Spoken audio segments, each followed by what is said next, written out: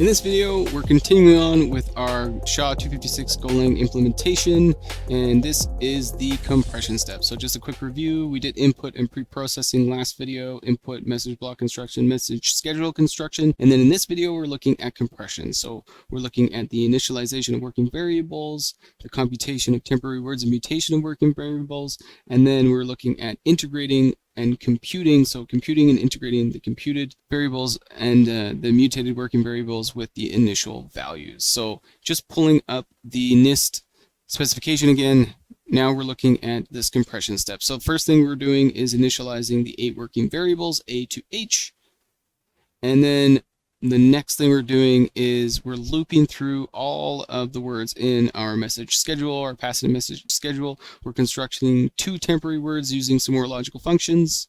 And then we are mutating our registers. So G is going to H, F is going to G, E is going to F, D is being added with temporary word 1, and then going to E, C is going to D, B is going to C, A is going to B, and then T1 and T2 are being added together and going to A. And then once that mutation has been done, we're going to compute the intermediate hash values, but in our case, since we're using an input or testing input of ABC, it's just going to be done once, but obviously you can do this, this will happen as many times as needed.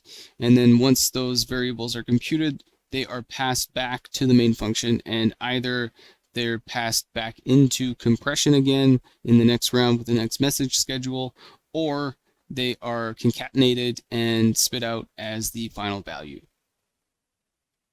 So jumping back into our main file here with our main function, we'll get down into our getHash function. So last video we talked about the pre-processing steps. We had our message blocks built, and then, oh, we don't want to do that.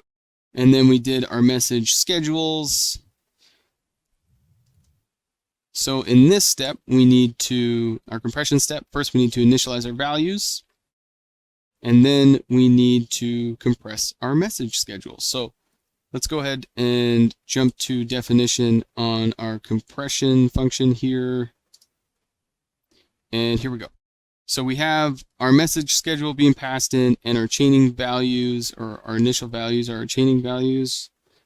So what's happening here with this loop, we got our hash values, having those initial values passed to them, and then before the loop, because we want them to be the initial values, then that's being passed along with the message schedule to this compression function. And once that is done, we are initializing our working variables. So we're taking those initial values and we're using them to initialize our registers A to H.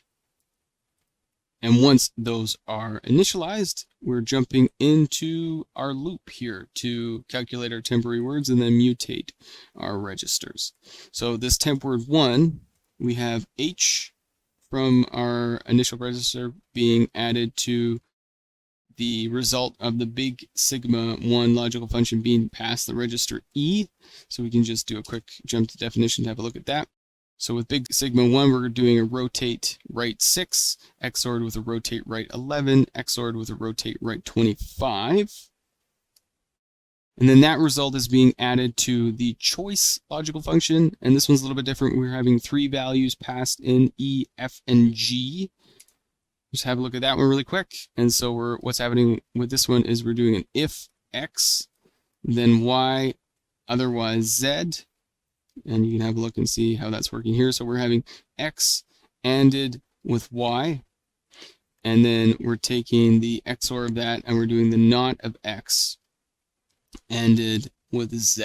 And so we take the result of that and we add constant 1. So remember we talked about what the constants were. It's the fractional portion of the cube root of the first 64 prime numbers. And we have them listed up here because they were specified by NIST. And then we're adding that to our first message schedule value. And that's how we get temp word 1. Temp word 2 is pretty similar. So first thing we're doing is doing big sigma 0 function, logical function on the A value.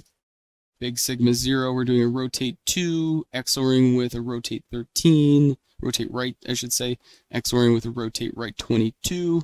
We're returning that value, and then we're adding it to a majority logical function, A, B, and C being passed here. And so majority is right here. So X ended with Y, X or X ended with Z, X or Y ended with Z. And then once we have that, we have our two temporary words and we can get into the mutation. So G is going to H, F is going to G, E is going to F, and then we're adding D with temp word 1, and that's going to E. C is going to D, B is going to C, A is going to B, and then we're adding the two temporary words here and passing that to A. And so we work through all 64 of our message schedule words in this way, in this loop. And then once we've done that, we have all our mutated registers have been very mutated through all of that looping. And then we calculate our chaining variables here. So we have our hash values byte array, and we're appending A plus chaining values 0. And so chaining values is our initial value that was passed in. So after we do all of those mutations, we take our mutated value and we add it to our initial value here. And we're doing that for all of these, and we're just appending them to this byte array until we have all of our chaining variables added to the array. And then once that's done, we return that value. We return that value to our main function here, so hash values. And then again, like we talked about, if there's another message block that needs to be turned into a message schedule and passed and compressed, then we would loop back through and do that. But since we're using a test value of ABC, we don't have to worry about that. We only have one message block to deal with. So what happens from here is we get our final value, and we'll cover that in the next video.